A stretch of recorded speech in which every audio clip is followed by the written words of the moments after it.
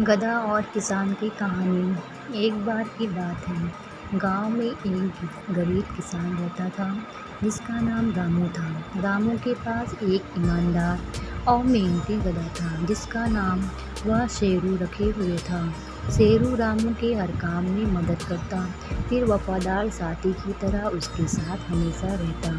एक दिन जब रामू रात के समय में अपने खेत में देर तक काम कर रहा था, तभी शेरू चलते चलते बहुत दूर चला जाता है और उसको वहाँ पर एक पेड़ के नीचे कुछ परियां मस्ती करती हुई नजर आती हैं। शेरू परियों का बहुत मनोरंजन करता है, जिससे परियां खुश होकर शेरू को जादुई शक्ति उपहार के रूप में देने का फैसला करती हैं। जादुई परियां शेरू को बोलने की शक्ति देती हैं, जिससे वह इंसानों की तरह बोलने लगता है। जब वह वापस रामू के पास जाता है और उसको इंसानों की आवाज़ में बुलाता है, तो पहले तो रामू इधर उधर देखता है और फिर उसको लगता है कि यहाँ पर कोई जादू टोना कर रहा है, तो जल्दी से घर की ओर भागने लगता है। साथ में वह शेरू को भी ले जाता है।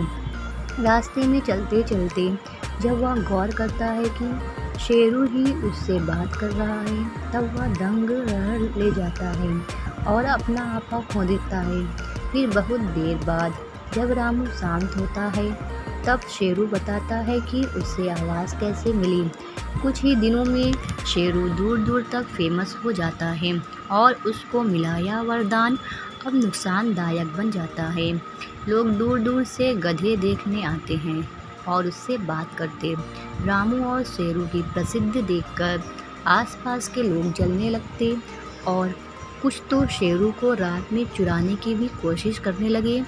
बहुत दिन तक रामू शेरू की देखभाल करने की कोशिश करता है, पर वह यह समझ गया था कि शेरू अब इतना फेमस हो गया है कि वह चाहकर भी उसकी देखभाल नहीं कर सकता।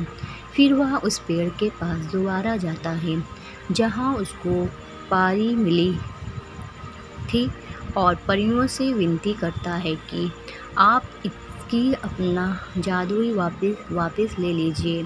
परियों को यह बात सुनकर निराशा होती है और फिर वह शेरू की शक्ति बदल देती है और कहती है कि मैं तुम्हें ऐसी शक्ति देती हूँ जिससे शेरू की आवाज़ केवल तुम ही समझ सकते हो और दूसरे को ऐसा लगेगा जैसे गधे ही बोल रहा है।